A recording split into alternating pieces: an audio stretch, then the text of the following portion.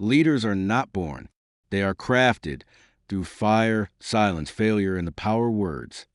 Welcome. Somewhere in a dim room, a quiet man sits. He doesn't shout. He doesn't crave attention. But when he speaks, people listen. Today's story is for him and for you. If you've ever wondered, not how to speak, but how to speak like a leader, then stay close. This story is yours. James Hume, presidential speechwriter, said, "The art of communication is the language of leadership." Think back to the leaders who changed history. Martin Luther King with his thunderous dream. Nelson Mandela with quiet grace that moved nations. Mahatma Gandhi, who led revolutions through silence and soul. They didn't just speak. They moved people. They didn't just say things. They spoke with meaning, with timing, with power. Words are, in my not-so-humble opinion, our most inexhaustible source of magic. J.K. Rowling, Harry Potter, and the Deathly Hallows. But here's the truth. You don't have to be famous.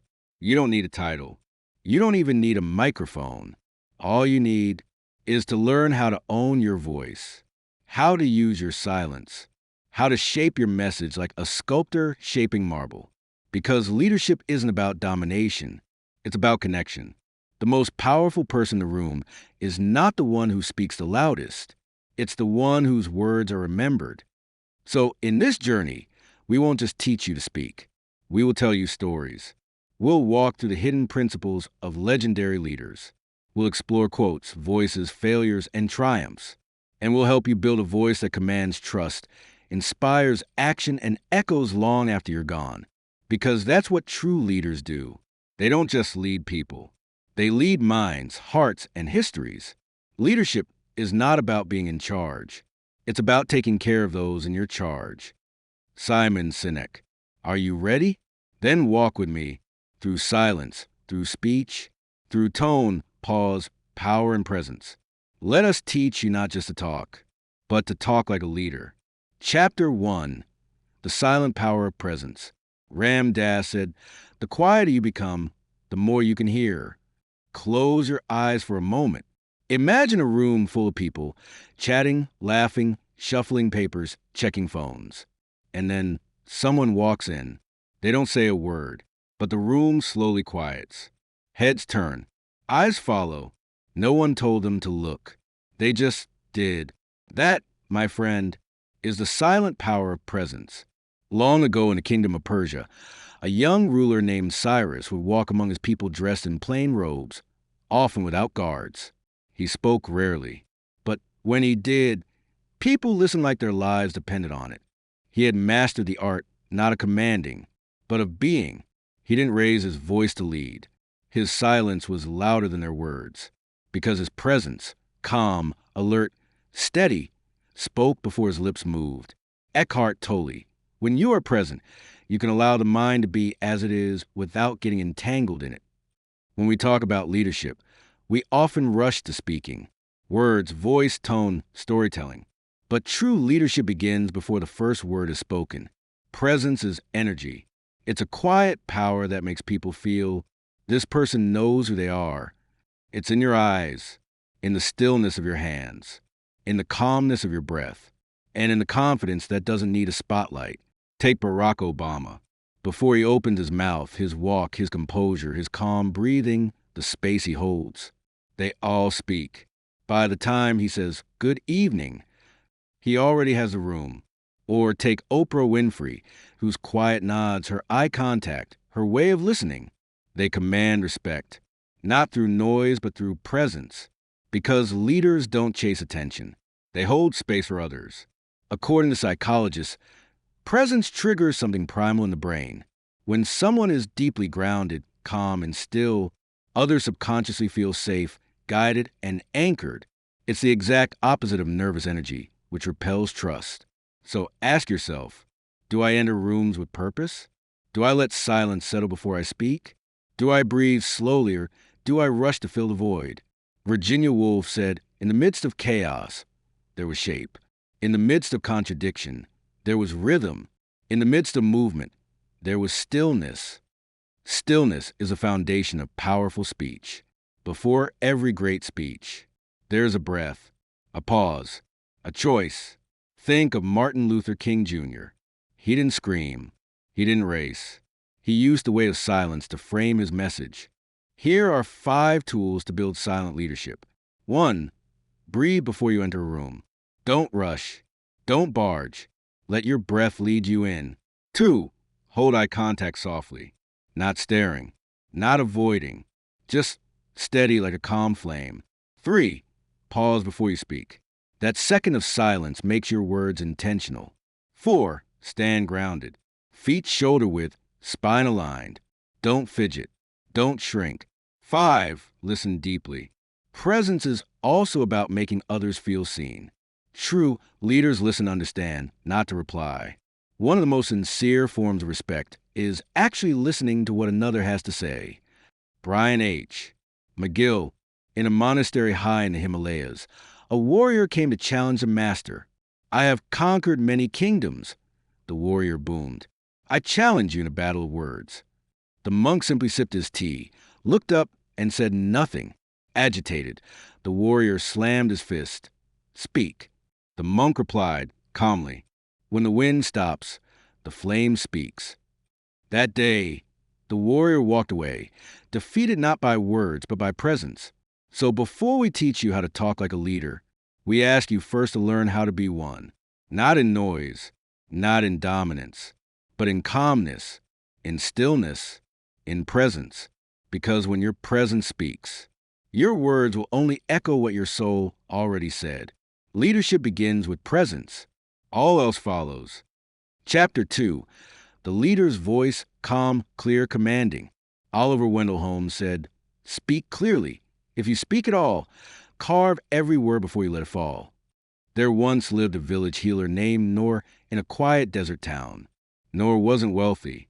She didn't wear royal clothes or sit on golden chairs.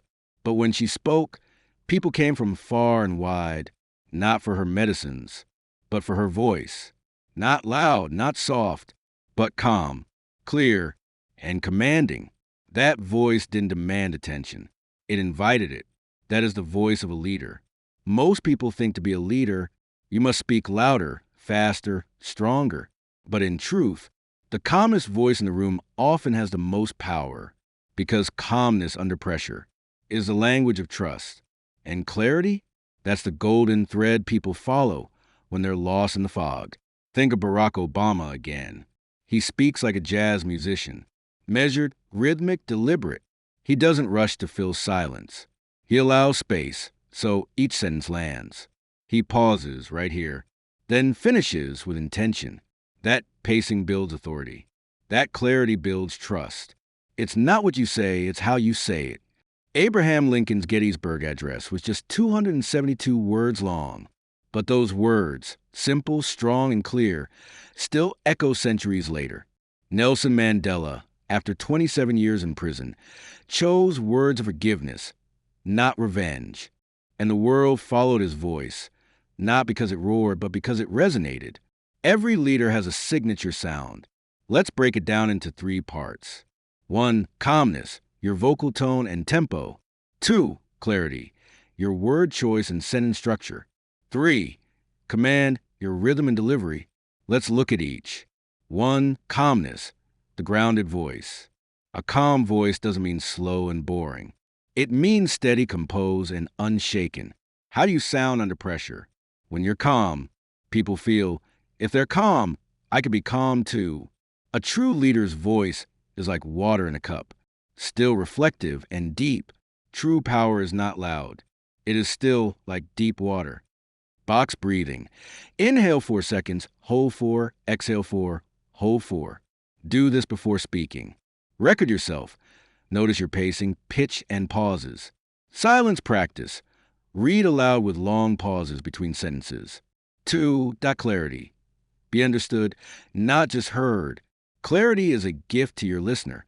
Use short sentences, active voice, concrete words. Don't say, "This organizational transformation will require synchronized interdisciplinary collaboration." Say, "We must work together clearly, simply, and effectively."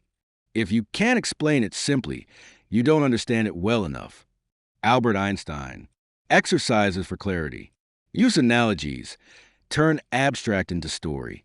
Example, a team without trust is like a car without gas. Avoid filler words, like just actually weaken your authority. One idea per sentence. Make your message bite-sized. 3. Command. Own the rhythm. A commanding voice is rhythm. It has pauses. It has rises and falls. It dances with silence. It uses pacing like a heartbeat. Steady, strong, certain. Words mean more than what is set down on paper. It takes the human voice to infuse them with deeper meaning. Maya Angelou, the 3-second rule. Before key lines, pause for 3 seconds. Let your audience lean in. Make your message stick. This is not just a meeting. 1, 2, 3. This is a turning point. There was once a teacher in Calcutta named Ravi. He taught children from poor families who had never set foot in a school. He had no microphone, no technology, no books, but his voice became the classroom. With every word, he painted visions of what the world could be, not by shouting, not by force, but with calm conviction. Those children grew up to be doctors, engineers, and even politicians, all because they once heard a voice that believed in them. Rewiring your voice, inner belief comes first. Your voice is shaped by your mindset. If you believe in what you say, if you trust yourself, if you see yourself as a guide, your voice follows. Because when your inner voice is confident, your outer voice becomes magnetic. Your voice is not just sound. It is energy leaving your soul. Leaders speak from alignment. Their words are not decorations. They are extensions of intention. Don't just say things to sound smart. Say what matters with purpose. An emperor once asked his advisor, "Should I raise my voice to be heard by all?" The advisor replied, "No, my king. Lower it. Let them lean in." The emperor learned. Whispers of wisdom carry farther than roars of fear. To talk like a leader, your voice must become calm like a still lake, clear like mountain air, commanding like a lighthouse in the storm. You don't need to shout to be heard. You need to speak like you mean it. And let silence serve as your amplifier. Leadership is not about volume. It is about vibration. Chapter 3. The language of influence. Words that move people. Words are, my not-so-humble opinion, our most inexhaustible source of magic. Albus Dumbledore, J.K. Rowling. Let me tell you a story. In a distant kingdom, a young prince named Kian was sent to negotiate peace with a rival land. He wasn't the strongest warrior, nor the richest heir. He walked into that throne room with no army behind him. But when he spoke, the room grew silent. Not because he threatened war, not because he shouted commands, but because his words moved hearts. That day, the war ended, not with a sword, but with a sentence. That is the power of influential language. The science of influence. Studies in psychology show that our brains are wired to respond to emotionally charged words. We're not logical creatures who feel. We're emotional creatures who rationalize. So, if you want to speak like a leader, you must learn the language that moves people emotionally, not just intellectually. They may forget what you said, but they will never forget how you made them feel. Maya Angelou, The Leader's Language Toolbox. To move people, your words must be emotional, tapping into hope, fear, pride, or love. Visual, painting pictures people can see in their minds. Simple, easy enough for a child to understand. Sticky, memorable, rhythmic, repeatable. Let's dive into these one by one. 1. Emotional language. Speak to the heart. Humans are emotional before rational. When Martin Luther King Jr. said, "I have a dream," he didn't say, "I have a strategic 5-point civil rights agenda." He spoke of dreams, not documents, of children holding hands, not court cases. That's why we remember it. Emotion drives action. So don't just say, "We have challenges." Say, "We stand at a crossroads between fear and courage." 2. Visual language. Let them see it. People think in pictures. If your words don't create images, they won't stick. When Jesus said, "You are the light of the world," he used metaphor, imagery that glows in the mind. When Steve Jobs launched the iPod, he didn't say, "a 5 gigabytes MP3 player." He said, 1,000 songs in your pocket. That picture sold millions. Don't tell me the moon is shining.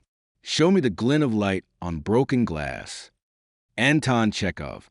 3. Simple language, genius and simplicity. True genius is in making the complex simple. Too many speakers confuse complexity with intelligence. Don't say, "We are leveraging our synergistic capacities for scalable impact." Say, "We're working together to grow." Use short words. Use clear sentences. Speak like you're talking to someone's grandmother or their 12-year-old daughter. Simplicity is the ultimate sophistication. Leonardo da Vinci. 4. Sticky language, rhythm, rhyme, repetition. Want to be remembered? Use alliteration, fail fast, fail forward. Repetition, yes we can, yes we can, yes we can. Rule of 3, life, liberty, and the pursuit of happiness. Why 3? Because the human brain loves patterns. It feels complete. Government of the people, by the people, for the people. Abraham Lincoln. These lines stick not just in minds, but in history. The North Star, intent before influence. Remember, influential words must come from inner truth. You cannot manipulate and still lead. You must speak from a place of authentic belief, because people don't just hear your words. They feel your intention behind them. People don't care how much you know until they know how much you care. Theodore Roosevelt. The power of story, your greatest tool. Want to move hearts? Tell a story. Even science agrees. When you tell a story, the listener's brain mirrors yours. It creates empathy. That's why stories are 20x more memorable than facts. Instead of saying, "Hard work is important," tell the story of the mother who woke up every day at 4 a.m. to feed her children, not for reward, but out of love. One story is worth 100 statements. The mirror effect. Use you more than I. If you want to move people, don't speak only about yourself. Speak to them, for them, and with them. Use the word you often. You deserve better. You are not alone. You have what it takes. This creates what psychologists call mirroring. They see themselves in your words. A structure that moves. Problem, struggle, hope, action. This 4-step pattern works like magic. 1. Problem, what is wrong? 2. Struggle, what are we facing? 3. Hope, what is possible? 4. Action, what must we do? You'll see this in every great speech in history. From Churchill to Oprah, it's always this emotional arc. Use it, and you'll move mountains with your mouth. Story, the farmer and the fire. Let me tell you one last story. There was once a farmer whose field caught fire. His neighbors came running to help. One man shouted orders. Another blamed the weather. But the farmer simply said, "The fire is strong, but we have water, and we have each other. Let's move." His words didn't command, they connected. And that connection lit a greater fire of hope. They saved the field. Because one man knew how to speak when others panicked. That is the power of influence. Influence is not a trick. It's not about manipulation. It's about connection. Speak to the heart. Show them what you see. Tell stories that live. Use words that stick. And most of all, mean every syllable. Because when your words carry truth, your voice carries change. Raise your words, not your voice. It is rain that grows flowers, not thunder. Rumi, Chapter 4. Listening like a leader, the secret weapon of great speakers. Most people do not listen with the intent to understand. They listen with the intent to reply. Stephen R. Covey, The 7 Habits of Highly Effective People. Let me tell you a story. In the heart of a vast empire, there once lived a queen named Amara. She was known not for her speeches, nor for her wealth, nor for her armies. She was known for how she listened. People would travel for days, across deserts, rivers, and forests, not to hear her speak, but to be heard by her. And those who left her court would whisper, She didn't just hear my words, she heard my soul. That is the secret most leaders miss. Great leadership doesn't start with speaking, it starts with listening. Why listening is a superpower no one talks about. People follow those who make them feel seen, heard, and understood. Think of the best conversations you've ever had. Were they filled with dazzling words? Or did you walk away thinking, wow, they really understood me? Because in a world of noise, being listened to is rare. And when you do it well, it builds trust faster than any speech ever can. What happens in the brain when we listen?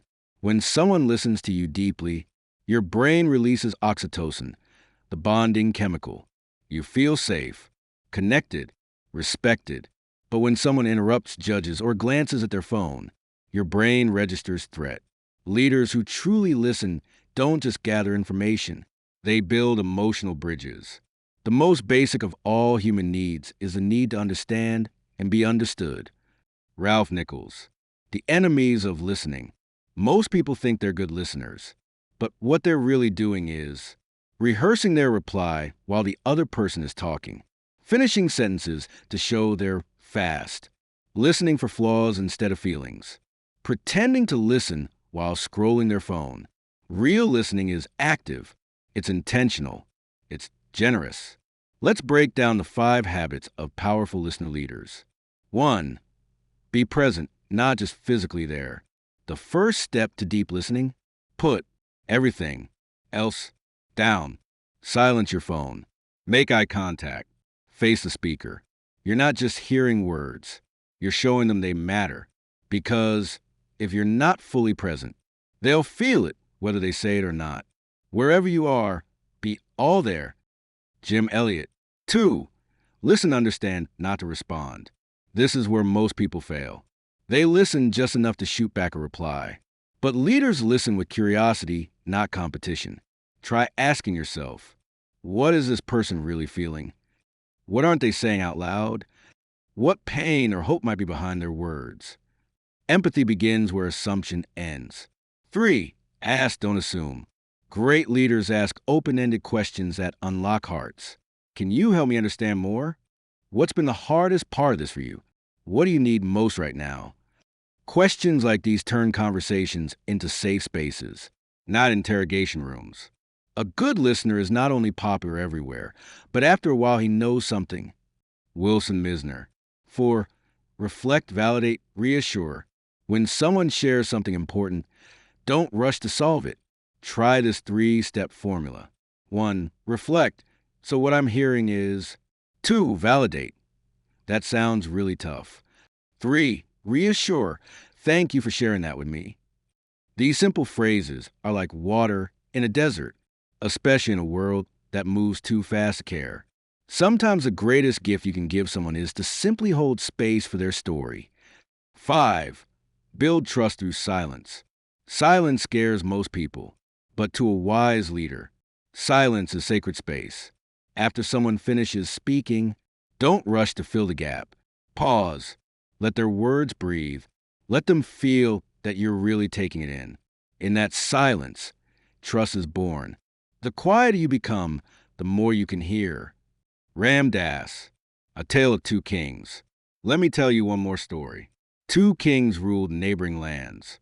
One was known for powerful speeches, the other for silent listening. When a peasant was in pain, the first king would shout, "We will fix it. We will rise." But the second king would sit beside them, listen without judgment, and hold their story with care. Guess who the people followed? Not the one who had all the answers, but the one who made them feel heard. Listening is leadership in action. Whether you lead a team, a family, or a nation, your ability to listen deeply is your greatest asset. It's not a soft skill. It's not a side note. It's the foundation of influence.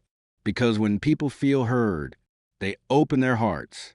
And once the heart opens, the mind follows. Your listening practice. This week, try this experiment. Choose one conversation per day where you only focus on listening. Don't interrupt. Don't solve. Just listen and reflect what you heard. You'll be surprised how people soften, how trust deepens, how influence grows. Because when you become a listener, people invite you to lead them. If you make listening and observation your occupation, you'll gain much more than you can by talk. Robert Baden-Powell. The greatest speakers in the world are also the greatest listeners, because words only work when they grow from understanding. And understanding begins with listening. Listen like a mirror. Listen like a sponge. Listen like a safe place. And the world will begin to lean in when you speak. Leaders who don't listen will eventually be surrounded by people who have nothing to say. Andy Stanley. Chapter 5. Storytelling as Leadership.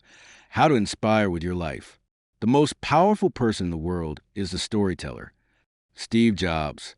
Let me take you back to a stormy night in a small village by the river. The power had gone out. Children huddled in blankets. Fear whispered through the wind.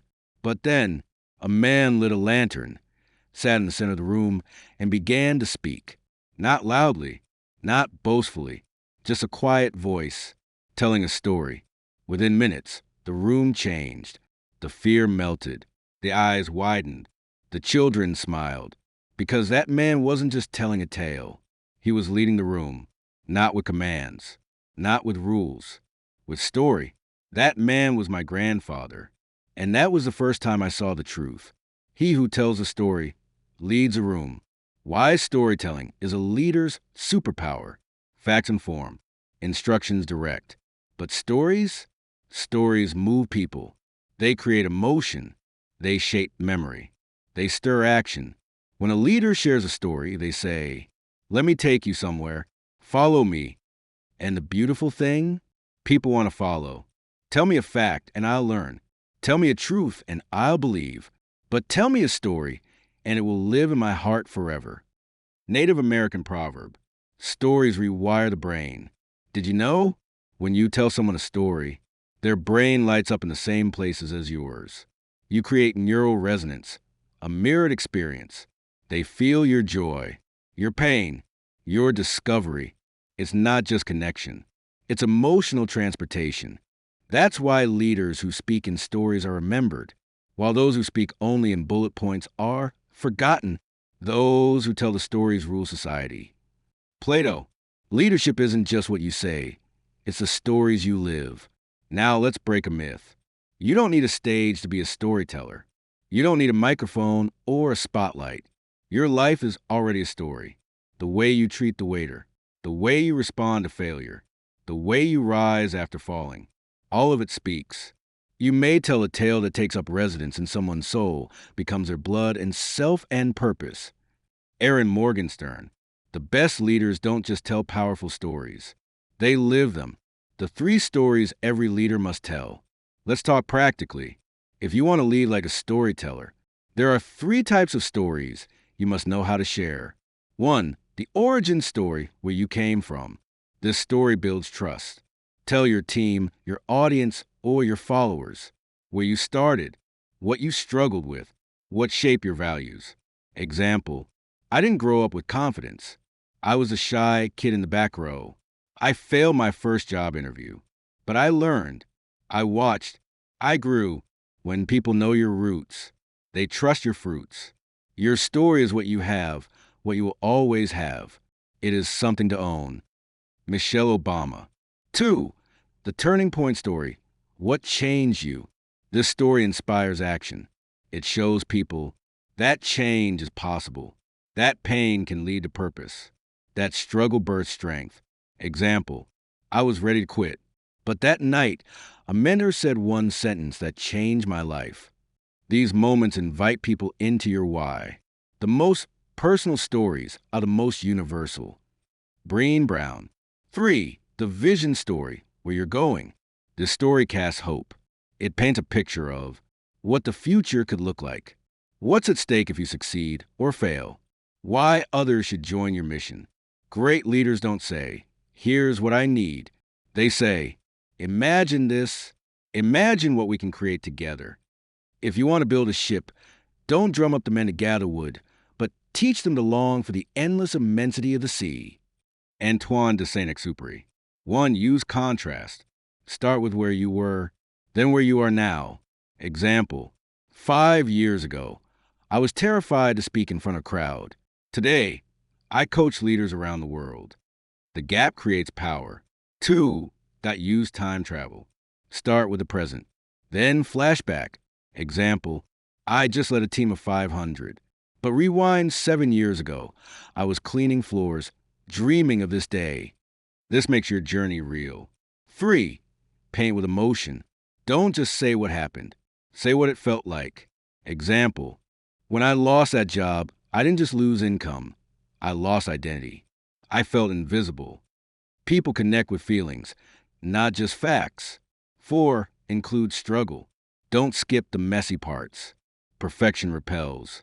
Vulnerability attracts. The world breaks everyone, and afterward, some are strong at the broken places. Ernest Hemingway. 5. End with meaning. Every story should answer the question, so what? Make the lesson clear. Tie it back to your leadership message. Example, that day taught me failure isn't the end. It's the doorway to growth. Real story, the man with a matchstick. A CEO once opened his leadership speech with a matchstick in hand. He said nothing. He simply lit it and watched it burn, then blow it out. Then he said, this is your passion. If you don't protect it from distraction, from fear, from doubt, it dies. That speech became legend, not because it had data, not because it had slides, because it had story. Your life is the message. Maya Angelou once said, people forget what you said, forget what you did, but never forget how you made them feel. Stories create feeling. Feeling creates movement, and movement creates change. If you want to lead in a way that lasts, don't just bark orders. Tell stories. Live stories. Be a story that others want to follow. Action step, your story bank. Here's a tool for every leader storyteller. Start a story bank journal. Write down 5 struggles you've overcome, 3 people who changed your life, 3 mistakes you've learned from, 3 visions you believe in deeply. These aren't just memories. They're leadership gold. Use them, share them, inspire with them. You don't need perfect grammar. You don't need to be a public speaker. You just need to be real. Because real stories move real people. So start sharing yours. Don't just share success. Share the scars that made you strong. Chapter 6, Body Language of a Leader. Speak without words. Your body speaks before your mouth ever does. Robin Kermode. Let me tell you a story. In a crowded boardroom in Tokyo, 2 negotiators sat across a long table. One was American, brimming with confidence, talking fast, hands moving wildly. The other was Japanese, silent, calm, still, yet commanding. Guess who walked out with a better deal? Not the louder one, not the more talkative one. The one whose presence, his posture, his poise, his unspoken confidence spoke volumes. Because here's the truth. People hear your body before they hear your voice. First impressions are silent. It takes just 7 seconds to make a first impression, and 93% of it has nothing to do with your words. According to UCLA research, 55% of communication is body language, 38% is tone of voice, only 7% is actual words. So before you say, let me tell you who I am, your posture, your eyes, your gesture already told them. Your body language equals your inner story. Here's something powerful. Your body is not just showing your thoughts. It's shaping them. When you stand tall, you feel more powerful. When you shrink, you become uncertain. It's called the power pose effect. Amy Cuddy, a Harvard researcher, showed that just 2 minutes of standing in a confident posture changes your hormones, increases testosterone dominance, decreases cortisol stress. So leadership body language doesn't just impress others. It transforms you. The 5 unspoken signals of a leader. Let's break it down. If you want to look, feel, and lead like a true leader, master these 5 elements. 1. Posture, command the space. Stand like a mountain, shoulders back, spine straight, feet grounded. This says, I'm here, I belong, I'm not apologizing for it. How you carry yourself is how people will carry your message. Leaders don't lean away, they lean in. 2. Eye contact, the window of trust. Ever notice how powerful people look you in the eye? Not aggressively, not awkwardly, but intentionally. Eye contact says, I see you. I'm present. I believe in what I'm saying. Want to connect deeper? Use the 3-second rule. Hold eye contact for 3 seconds, then move on. Too short and you seem nervous. Too long and it's creepy. Just enough and you build trust. 3. Gestures. Speak with your hands. Your hands are storytellers. Use them to emphasize a point, show scale or direction. Open your palms to show honesty. Avoid fidgeting, clench fists, hidden hands, seen as hiding something. Great leaders gesture from the heart zone, chest level, open, grounded. Your hands should say, I'm open, I'm real, I'm here. 4. Facial expressions show what you feel. Ever listen to someone whose face never moves? It's like watching a statue speak. Emotionless faces equals emotionless messages. Use your face to smile when appropriate. Show empathy with your eyebrows. Nod to show understanding. If your words say, I care, but your face says, I'm bored, people will believe your face. 5. Stillness, the power of pause. Movement is energy, but stillness, that's power. When leaders pause, when they stop, when they wait, people lean in. Stillness commands respect. Pacing nervously, that's anxiety. Standing grounded, that's authority. Stillness is not weakness. It is control in motion. Real life example, Nelson Mandela's walk. When Mandela walked into a room, people didn't whisper, he's tall. They whispered, he's powerful. Why? Because he moved with purpose. He walked slowly, deliberately, like a man who had nothing to prove. He didn't chase attention. His energy pulled it. That's leadership. That's silent charisma. Common body language mistakes to avoid. Even confident speakers sometimes fall into these traps. Crossed arms looks defensive. Looking at the floor signals insecurity. Slouching says, I don't want to be here. Pointing feels aggressive. Too much movement looks uncontrolled. Fixing these isn't about performance. It's about awareness. Because once you master your body, you master your message. Quick leadership practice, mirror mastery. Try this tonight. Stand in front of a mirror. Say this sentence. I believe in what I say. Now watch. Are your shoulders back? Are your eyes steady? Are your hands calm? Repeat it, adjusting posture and expression until your body and words match. Do this for 5 minutes a day. You'll rewire confidence at the cellular level.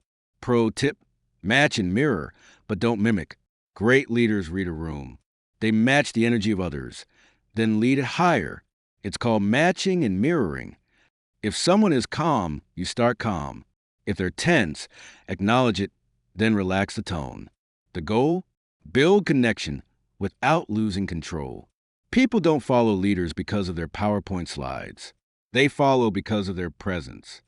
Simon Sinek. You don't need to be loud to be heard. You don't need to move fast to move people. You need to be grounded, attentive, aligned, because in the end, your body is the billboard of your belief. Lead with it. Chapter 7. The rhythm of leadership, mastering pace, pause, and timing. The right word may be effective, but no word was ever as effective as a rightly timed pause. Mark Twain. Let's begin with a moment. Just a pause. Right here, right now. Did you feel it? That slight shift in your mind? That little space that made you lean in, focus, wonder, what's next? That's the rhythm of leadership. Not just what you say, but how you say it, when you say it, and sometimes when you say nothing at all. Leadership is a form of music. Think about your favorite piece of music.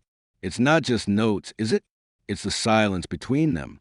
It's the tempo, the rise, the fall, the stillness. Great leaders speak like conductors. They use tone, timing, pause, and pace like instruments. They don't rush to fill silence. They know silence is not a gap. It's a tool, a story from the courtroom.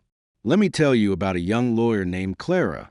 nervous, brilliant, passionate. She knew every law, every precedent. But her speeches? Too fast, too much, no breathing space. Until one day, her mentor gave her a note. It said just 3 words. Let them listen. That day, Clara tried something different. She paused after her main point. She let the silence stretch for 3 seconds. And in those 3 seconds, the judge looked up. The jury leaned forward. She hadn't just spoken, she had led, because she finally understood. Leadership is about pace and presence, not pressure. Why timing matters in leadership. In ancient rhetoric, Aristotle called it kairos, the opportune moment, the perfect time to act, to speak, to hold back. Modern leaders call it executive timing. Say something too early and people aren't ready. Say it too late and it loses power. Say it at the right moment and you spark transformation. Think of Winston Churchill. He didn't just say, "We shall never surrender." He waited, let the silence fill the room, then delivered the words like thunder on calm waters. That pause made the sentence immortal. Pace, the hidden energy of leadership. Speaking too fast equals anxiety. Speaking too slow equals disinterest. But the right pace? That builds momentum. Speed up when you want energy. Slow down when you want weight. Hold still when you want attention. Speak as if every word must land in the listener's heart, not just their ears. When a leader controls pace, they control the emotional heartbeat of the room, the power of the pause. A pause is not emptiness. It is emphasis. It is impact. It is presence. Here's when a pause. After a bold claim, before revealing a truth, between 2 contrasting ideas, after a question, before a call to action. Silence is a source of great strength. Lao Tzu, imagine you say, "This idea could change everything." That tiny pause, it makes the idea breathe. It gives your audience time to feel. Timing, knowing when to speak. Leadership is about timing your voice to the moment. In meetings, wait for the noise to settle. In negotiations, let silence create tension. In public speaking, begin only when the room is fully listening. Even in personal leadership, say sorry too soon. It sounds rehearsed. Say thank you too late. It feels forced. The best leaders don't just speak to be heard. They speak to be received. Case study, Oprah Winfrey. Watch any of Oprah's iconic speeches. She doesn't rush. She doesn't fill every second. She waits. She breathes. She lands every word. In her Golden Globe speech, she paused after, "A new day is on the horizon." That pause, it gave the line life. It wasn't just a sentence. It was a moment, and leaders create moments. Practice tools. Build your rhythm. 1. Breath awareness. Inhale before important points. Exhale slowly to stay grounded. 2. Mark your pauses. In your script or speech notes, write slashes where you want silence. 3. Use silence in daily talk. Next conversation, before answering a question, pause for 2 seconds. Watch what happens. 4. Record yourself. Play back and listen for pace. Do you sound rushed? Flat? Balanced? 5. Mirror practice. Deliver a simple line like, "This matters." Say it fast, then slow, then with a pause. Feel the difference. Neuroscience of the pause. Here's what brain science tells us. When a speaker pauses, it activates the prefrontal cortex of the listener. That's the brain's attention center. No pause equals no space equals no reflection. With silence, the brain engages, processes, and remembers. That's why great leaders pause before truth. They let you hear with your ears and feel with your soul. Real-world leadership tip. In your next team meeting, instead of starting with "let's begin," try pause, make eye contact. Today, we change how we think. And wait. Let the silence say, "This matters." Literary insight. To achieve great things, 2 things are needed: a plan and not quite enough time. Leonard Bernstein. Great leadership language is not about more. It's about when. Your pause, your rhythm, your perfectly timed whisper, That's what separates a talker from a leader. Whether you're speaking to 5 people or 5,000, they won't just remember what you said. They'll remember how you said it, and more importantly, how they felt in your pauses. In music, silence is part of the sound. In leadership, pause is part of the message. So slow down, speak up, pause deep, let your words dance, and let your silence lead. Chapter 8: Emotional Intelligence in Leadership. Speak to the heart, not just the head. When dealing with people, remember you're not dealing with creatures of logic, but creatures of emotion. Dale Carnegie. Let me share a story. There was once a leader named Rafik who had all the technical skills and knowledge in his field. He could analyze numbers like a wizard and make sharp decisions in a blink. But his team was restless. Meetings were tense. People dreaded feedback sessions. Why? Because Rafik spoke only to the head, never to the heart.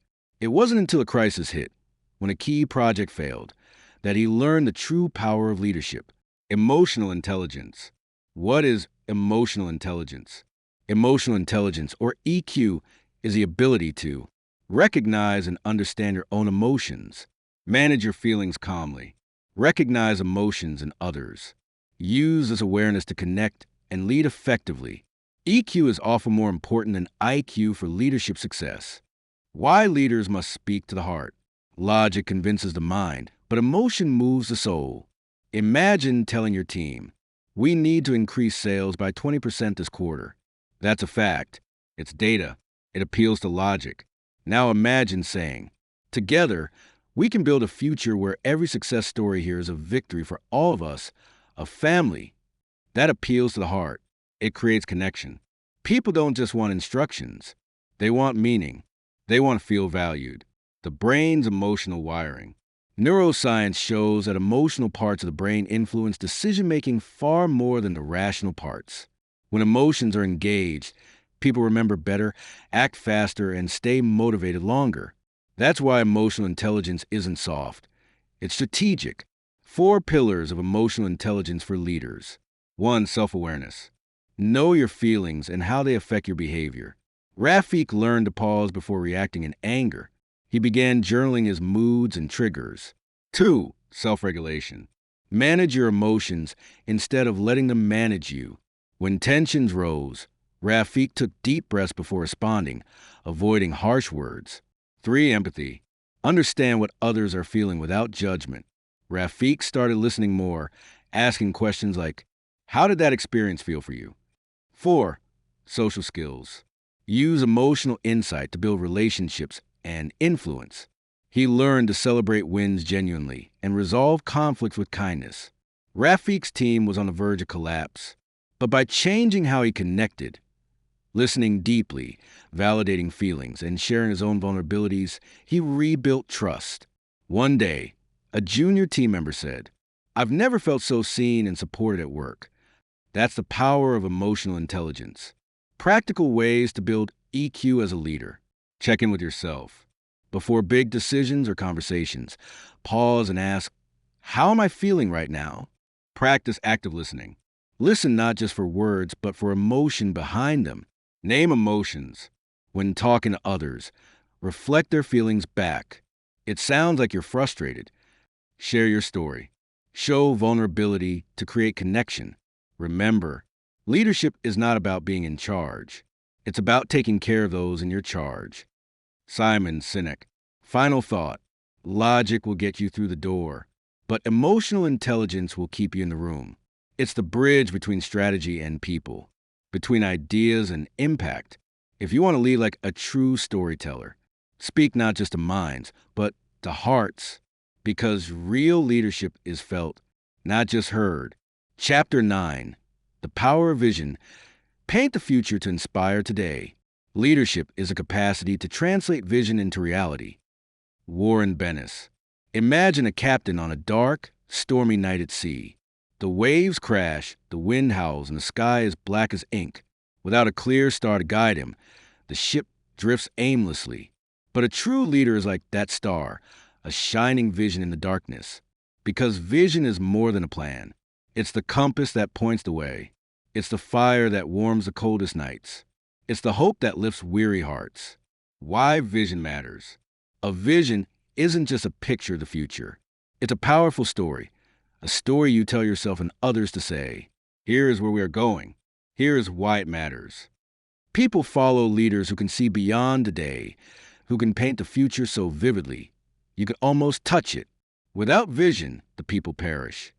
Proverbs 29, verse 18.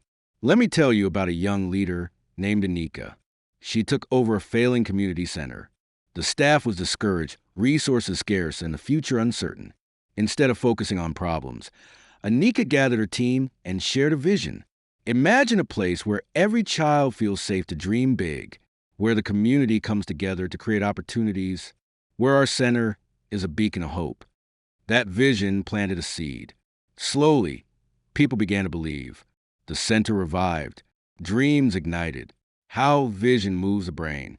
Vision activates the brain's dopamine system, the reward and motivation center. When people see a clear and exciting future, their brains release dopamine, making them feel hopeful and energized. This is why stories with vivid visions inspire action. They tap directly into our brain's motivation circuits. Crafting a compelling vision. A strong vision has these key ingredients. 1. Clarity. Be specific. Don't say, we want to be better. Say, we will double our impact by next year. 2. Emotion. Make it feel alive. Use words that stir passion and hope. 3. Purpose. Connect it to a higher cause beyond profit or success. 4. Imagery. Paint pictures with words. Make it tangible. Example vision statement. We envision a world where every child, regardless of background, has access to quality education and the tools to create a brighter future. How to share your vision like a leader. Tell stories that illustrate your vision in action. Use metaphors and vivid images. Repeat your vision often to embed it in people's hearts. Invite participation. How do you see yourself in this vision? The leader as a visionary artist. Great leaders don't just manage, they create. They sculpt the future with their words, their actions, and their passion. Vision without action is merely a dream. Action without vision just passes the time. Vision with action can change the world. Joel A. Barker. Vision is the anchor in change. When storms hit and doubts rise, vision keeps the team grounded. It answers the question, why are we doing this? If you want to lead, start with a vision so clear and powerful that it pulls people forward, even when the path is hard. Because vision isn't about predicting the future. It's about creating it. Chapter 10, Building Trust, the foundation of leadership. Trust is the glue of life.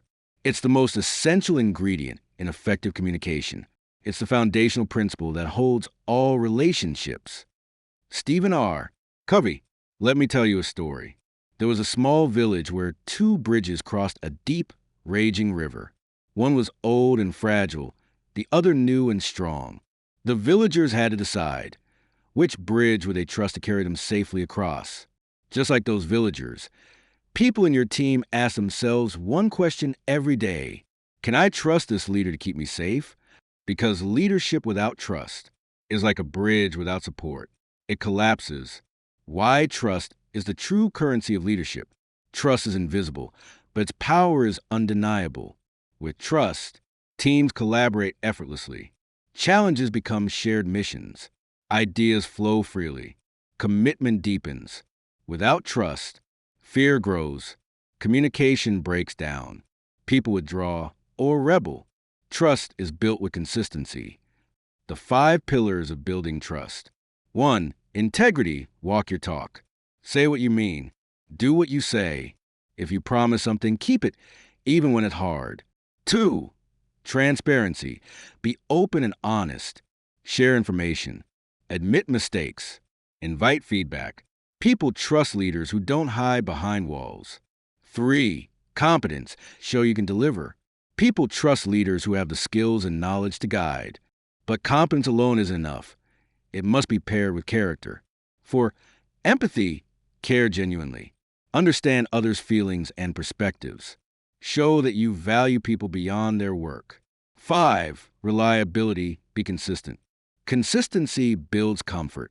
Being dependable day after day, is how trust grows. The leader who lost trust and how he regained it. There was a leader named Jamal who made a big mistake. He missed a deadline that cost the company money. His team lost faith. Morale dropped. But instead of hiding or blaming, Jamal owned up publicly. He explained what happened, what he learned, and how he'd fix it. Slowly, trust returned. Because honesty and humility rebuilt the bridge. Hammer and wrench practical steps to build trust today. Follow through on small promises. Listen without interrupting. Give credit where it's due. Be consistent in your words and actions. Be vulnerable when appropriate. Remember, the best way to find out if you can trust somebody is to trust them. Ernest Hemingway. Trust isn't given.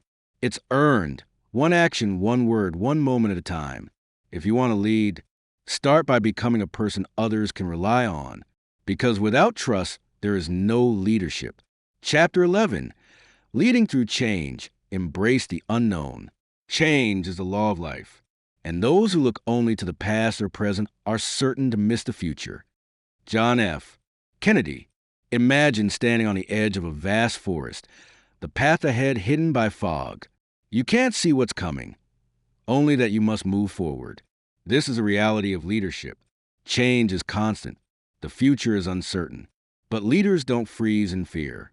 They step boldly into the unknown. Why leading through change is so hard and so necessary. Change disrupts comfort and certainty. People resist it because it threatens what they know. It brings fear of failure. It demands new skills and mindsets. But leaders know that change is opportunity, a chance to grow, innovate, and inspire. In the middle of difficulty lies opportunity. Albert Einstein. The 4 mindsets of leaders who embrace change. 1. Acceptance. Acknowledge that change is inevitable. Resisting only wastes energy. 2. Adaptability. Be flexible. Adjust plans as you learn more. Stay curious. 3. Resilience. Bounce back from setbacks. Use failures as lessons. 4. Vision. Keep your eyes on the future you want to create. Let that vision guide your steps. The bamboo and the oak. There's a famous story from Asia about 2 trees, a mighty oak and a bamboo. When the storm came, the oak stood rigid and proud, but the storm broke the oak's branches and knocked it down. The bamboo bent with the wind, swayed, and survived. Leaders must be like bamboo. Strong, yes, but flexible enough to bend without breaking. Practical ways to lead through change.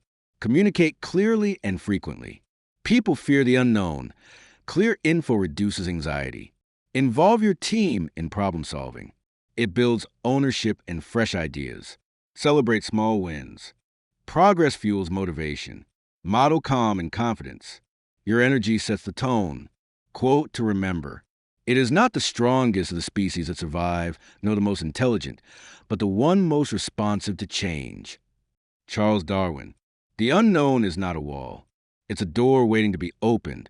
As a leader, your courage to walk through that door will inspire others to follow. So embrace the unknown. Lead with heart and mind, because change is not the enemy. It is the path forward. Chapter 12. Empowering others. The true mark of leadership. The greatest leader is not necessarily the one who does the greatest things. He is the one that gets people to do the greatest things. Ronald Reagan. Let me share a story with you. There was a leader named Farida who once believed leadership meant doing everything herself. She carried the weight of every decision, every success, every failure. But one day, she realized the truth. Leadership isn't about holding power. It's about giving power away. Why empowerment matters. Empowering others means giving them trust, responsibility, confidence, freedom to make decisions. When you empower your team, you don't just multiply productivity. You multiply leadership itself. The power of empowerment in action. Empowered people feel valued and motivated, take ownership and initiative, grow their skills and confidence, create a culture of innovation and trust. The captain who trusted his crew. Captain Rahim once faced a critical storm at sea. His radar malfunctioned, and the crew looked to him for answers. Instead of issuing strict orders, Rahim said, "I trust each of you to use your skills and judgment. Let's work together and get through this. He empowered his crew to make decisions, communicate openly, and support one another. The result? They navigated the storm safely, not because of one leader, but because of all leaders on deck. How to empower others as a leader. 1. Delegate with trust. Give clear tasks but allow autonomy. Avoid micromanaging. 2. Provide resources and support. Equip your team with what they need to succeed. 3. Encourage learning and growth.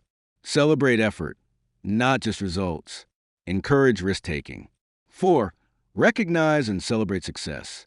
Publicly acknowledge contributions. 5. Create a safe space for failure. Mistakes are learning opportunities.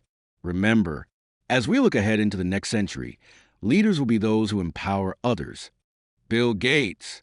True leadership isn't about being a hero in every story. It's about making others heroes. It's about lighting the path so others can shine.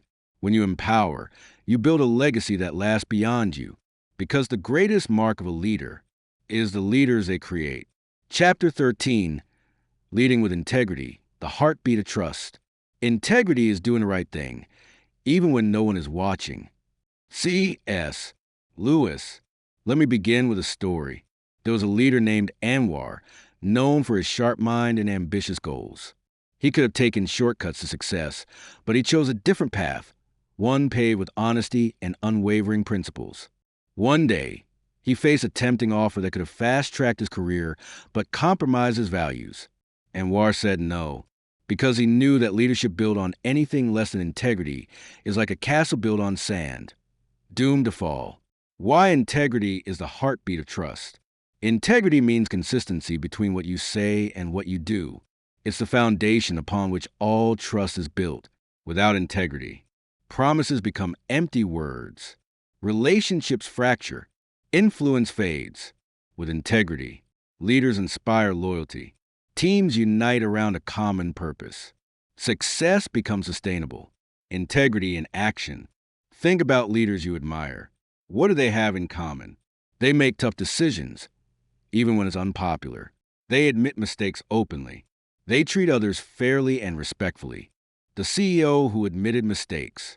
In a Fortune 500 company, the CEO faced a costly product failure. Instead of blaming others or hiding the truth, she held a company-wide meeting. She said, "We made mistakes. Here's what happened, and here's how we will fix it together." Her honesty rebuilt trust and sparked a culture of accountability.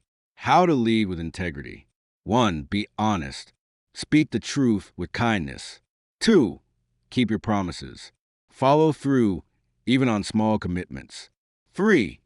Take responsibility. Own your actions and decisions. 4.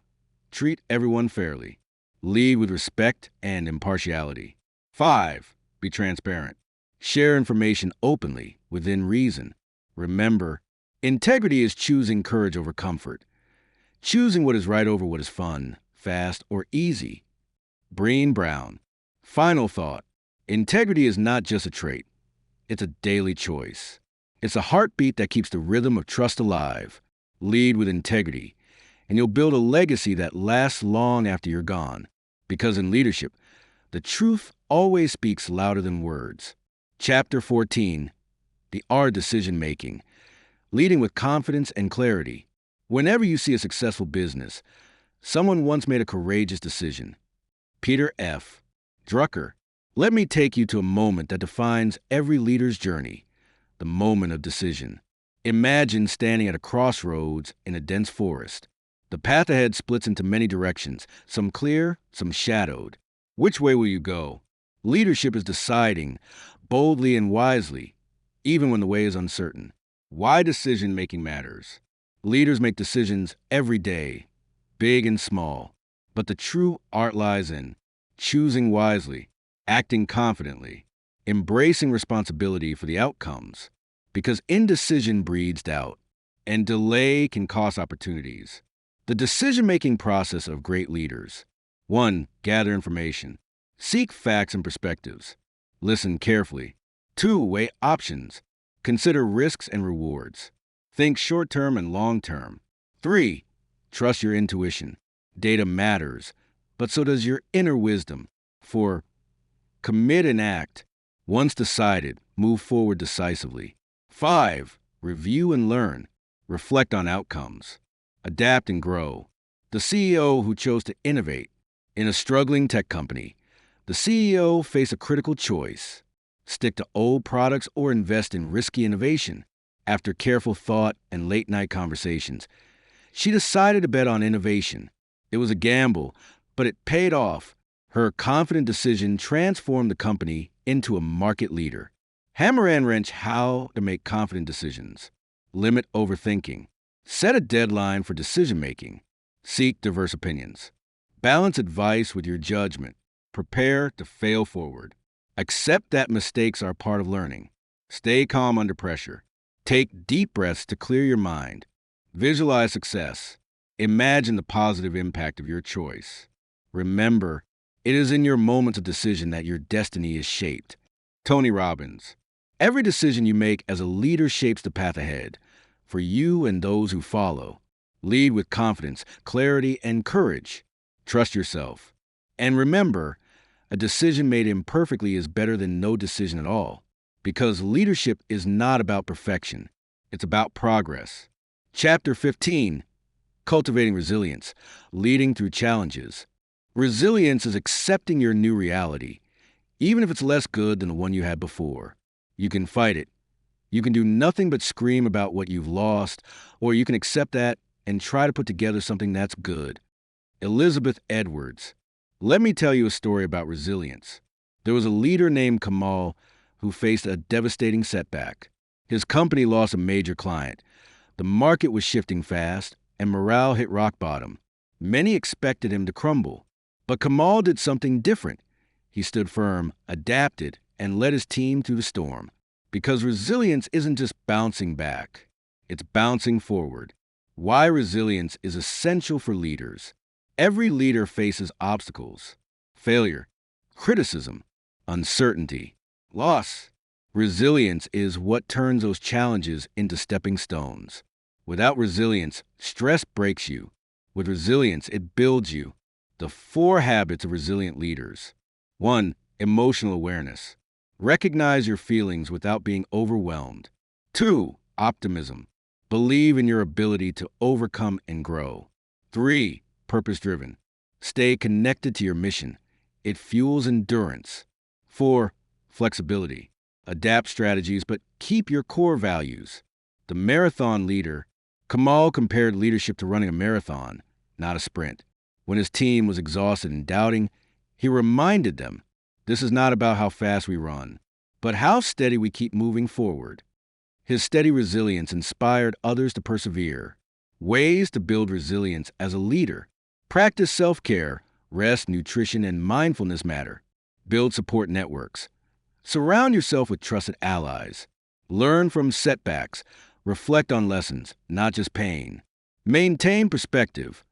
Focus on long-term goals over short-term troubles. Celebrate progress. Recognize even small wins. Quote to remember: do not judge me by my success. Judge me by how many times I fell down and got back up again. Nelson Mandela. Resilience is not a gift you're born with. It's a muscle you build, led through challenges with grit, grace, and grit again. Because true leaders don't just survive storms, they grow stronger in them.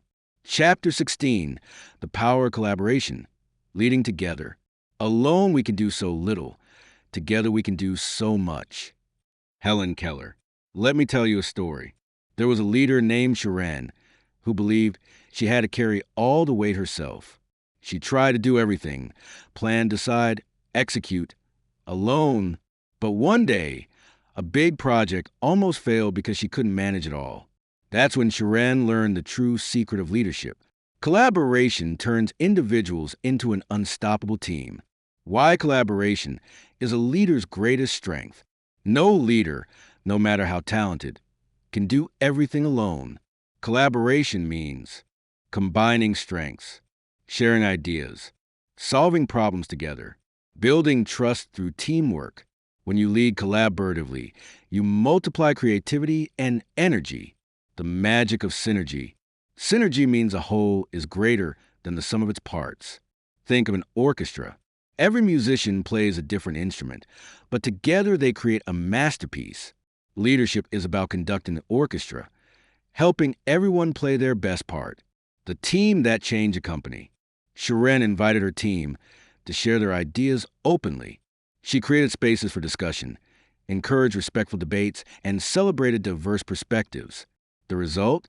Their combined efforts launched a new product that surpassed all expectations. How to foster collaboration as a leader. 1. Encourage open communication. Create safe spaces for honest dialogue. 2. Celebrate diversity. Value different skills, backgrounds, and viewpoints. 3. Set clear goals. Align the team around a shared mission. 4. Build trust. Follow through on promises and be reliable. 5. Facilitate conflict resolution. Address disagreements constructively. Remember, coming together is a beginning. Keeping together is progress. Working together is success. Henry Ford. Leading together is not a sign of weakness. It's the greatest strength, because when you collaborate, you don't just lead a team, you build a community. And together, that community can achieve anything. Chapter 17, Leading with Empathy, the Heart of Connection. Leadership is not about being in charge. It's about taking care of those in your charge. Simon Sinek. Let me tell you a story. There was a leader named Navila. She was brilliant and driven, but her team often felt unheard and distant. One day, a team member shared a personal struggle that affected their work. Instead of just offering solutions, Navila listened deeply with an open heart. That moment changed everything. Because empathy isn't just kindness, it's the bridge that connects hearts and minds. Why empathy is essential in leadership. Empathy is the ability to truly understand and share the feelings of others. When leaders lead with empathy, trust grows stronger, communication deepens, teams feel valued and motivated, conflicts reduce, and collaboration flourishes. The power of empathy in action. Empathy helps leaders see challenges through others' eyes, respond with compassion, not just logic, build genuine relationships that last. The leader who changed a culture. Navila began holding regular one-on-one chats with her team, asking not just about work but about life. She celebrated joys and supported struggles. Her team's morale soared, productivity increased, and the workplace became a family. How to lead with empathy. 1. Listen actively. Give full attention without interrupting. 2. Ask open-ended questions. Encourage sharing feelings and thoughts. 3. Validate emotions. Acknowledge feelings even if you don't have all the answers. 4. Be present. Show genuine care through words and actions. 5. Practice self-empathy. Understand and manage your own emotions to lead others well. Remember, when people talk, listen completely. Most people never listen. Ernest Hemingway. Leading with empathy is more than a skill, it's a mindset. It transforms workplaces into communities, tasks into missions, and leaders into trusted guides. Because at the heart of connection lies empathy, and with it, true leadership blossoms. Chapter 18, Visionary Leadership, Seeing Beyond the Horizon. The only thing worse than being blind is having sight, but no vision. Helen Keller. Let me take you into a story. There was once a man named Idris. He wasn't the most experienced in his field, nor the most charismatic, but he saw something others couldn't, a future no one else imagined. While others focused on surviving today, Idris dreamed of tomorrow. And that, my friend, is the soul of visionary leadership. What is visionary leadership? Visionary leaders don't just see the present. They look beyond the noise, beyond the storms, into the calm seas ahead. They see possibilities where others see problems. Imagine a better world and invite others to help build it. Speak with purpose and move people with hope. A visionary leader is not just a dreamer. They are a dreamer who dares to lead. The village that became a city. Idris lived in a poor village with little hope. But every evening, he gathered the youth and told them stories. Not just tales, but visions. One day, this barren land will have schools, hospitals, gardens. You will lead. You will teach. You will heal. People laughed at first, but slowly belief grew. A school was built, then a clinic, then clean water. Within 10 years, Idris's village became a thriving town. Why? Because one person saw beyond the horizon and showed others the way. How to become a visionary leader. 1. See the big picture. Don't get lost in the daily grind. Step back. Ask, what are we really trying to build? 2. Dare to dream boldly.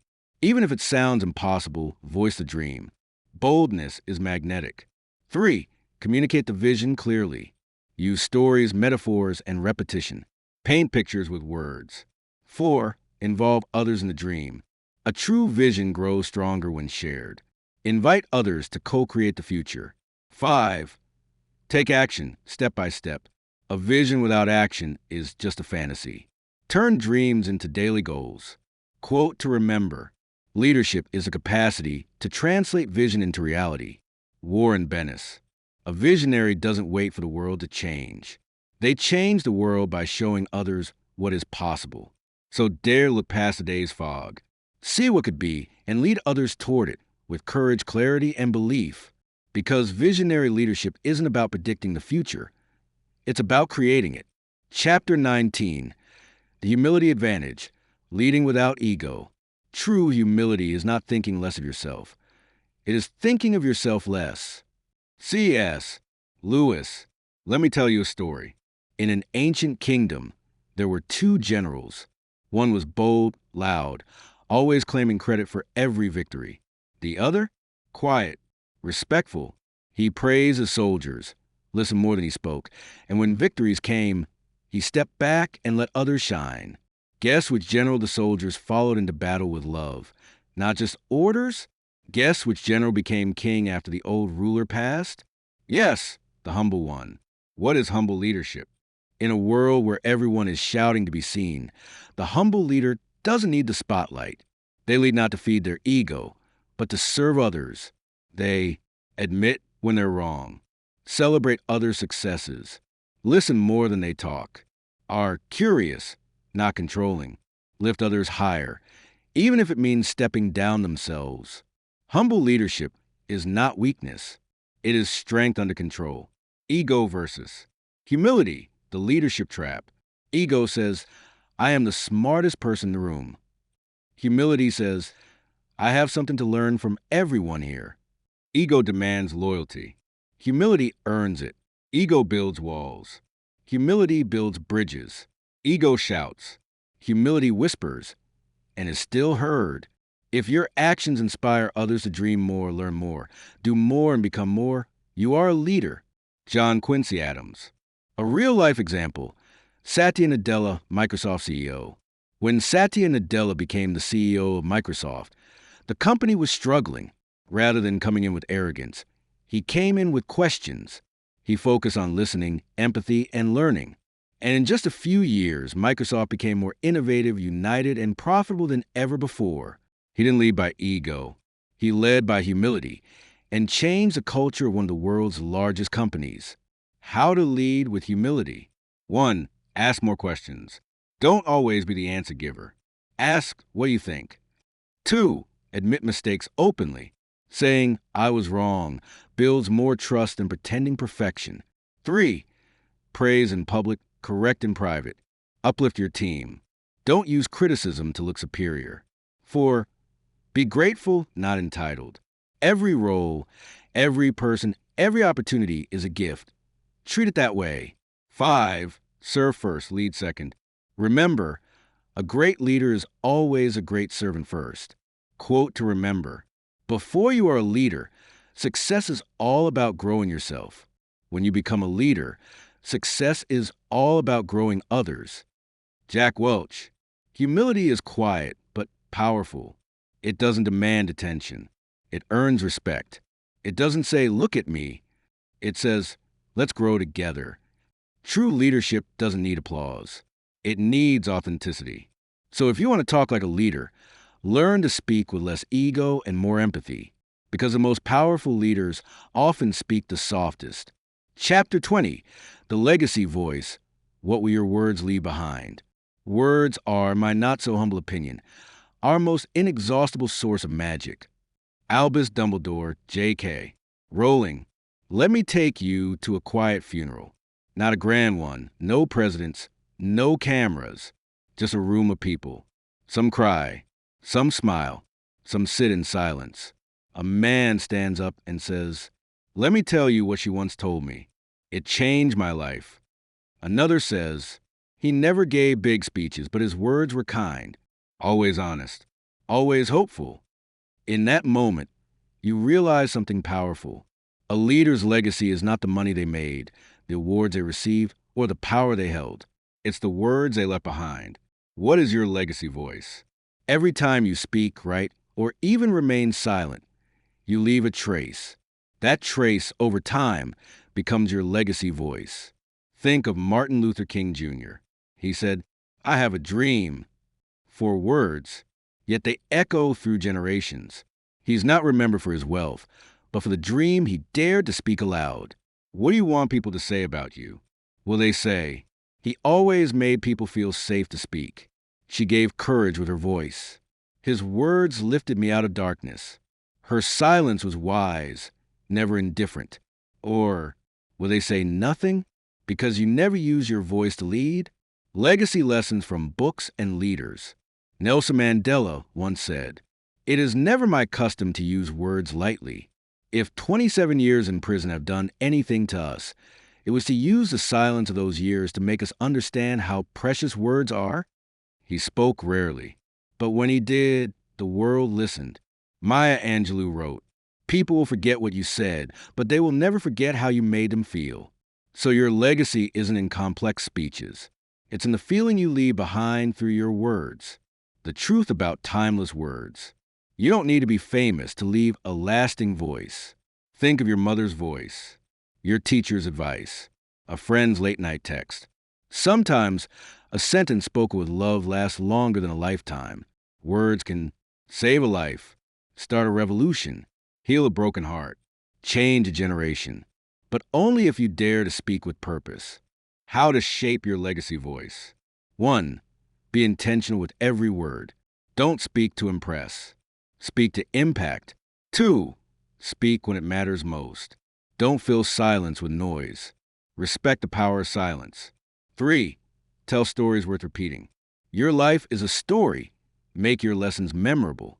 4. Use your voice to uplift, not undermine. Every word you speak is a brick in the house of your legacy. 5. Teach with words. Lead by example. Let your words reflect your character, not just your thoughts. History remembers speeches, but your children remember bedtime stories. Your team remembers how you spoke in tough times. Your friends remember how you calmed them in storms. Your enemies might even remember your dignity in silence. Leadership is not about the next election. It's about the next generation. Simon Sinek, you've been given a voice, a gift, a tool, a legacy in the making. Don't waste it on gossip, fear, or silence in moments that call for courage. Speak. Speak with truth. Speak with love. Speak with power. Because one day, someone will remember your words, long after you're gone. Make sure they remember them with gratitude. Make sure they say, "He talked like a true leader." You've now walked through 20 chapters of how to talk like a leader, not just in voice, but in heart, in mind, and in soul. Now, dear listener, it's your turn. Go out and let your words build legacies. Let your voice become a story worth telling. Only then, you will not just talk like a leader, you will be one. So, dear listener, you walk the path with us, chapter by chapter, lesson by lesson, from the silent power of presence to the calm authority of voice, to the unshakable truth of integrity and the warmth of empathy. You discover that true leadership isn't about talking the most, but about saying what matters in a way that moves hearts and shapes futures. The most powerful leaders don't shout. They whisper to the soul. They speak to the future. The storyteller. Leadership is not a position. It's not a title. It's a responsibility. And that responsibility begins with your voice. The way you speak to your team. The way you speak to your family. The way you speak to yourself. Remember, speak with purpose. Pause with power. Listen like you care. And lead like your words will echo for generations. Because they will. Before you go, if this journey moved you, inspired you, or reminded you of your inner strength, subscribe to The Storyteller so that every week you can rediscover the leader within you, one story at a time. Comment below. Tell us which chapter touched your heart the most. Which line will you carry with you into tomorrow? Share this with a friend, because leadership begins when one brave soul dares to speak.